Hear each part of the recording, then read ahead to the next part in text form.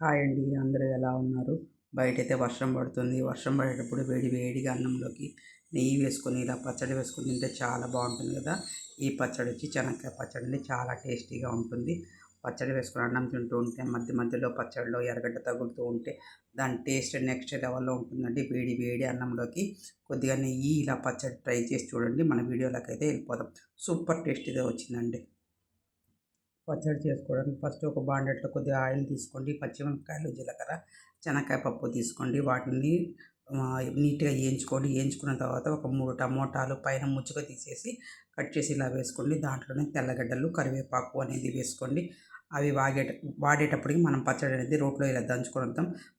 చిన్న చిన్న పచ్చడిలో రోట్లో దంచడానికి ట్రై చేయండి. రోటి పచ్చడి చాలా టేస్టీగా ఉంటాయి. అలాగే ఇది చింతకాయ తొక్కు అనమాట. ఒకసారి చేసి పెట్టుకున్నామంటే సంవత్సరం పొడుగులా ఉంటుంది. చూడండి, ఈ టమోటా వాడేటప్పుడే కొద్దిగా చింతకాయ తొక్కు కూడా వేసేసేయండి. ఇంకా చింతపండు వేసే పని అయితే ఉండదు. ఇలా నీట్గా దంచుకున్న తర్వాత ఎర్రగడ్డలు అనేది ఒక 2 ఎర్రగడ్డలు వేసుకునేసి వాటిని కచ్చా పచ్చగా దంచండి. పచ్చడి అయితే టేస్ట్ చాలా బాగుంటుంది. అన్నం తినేటప్పుడు ఎర్రగడ్డ మధ్య మధ్యలో తగులుతూ చాలా టేస్టీగా ఉంటుంది. Thank you.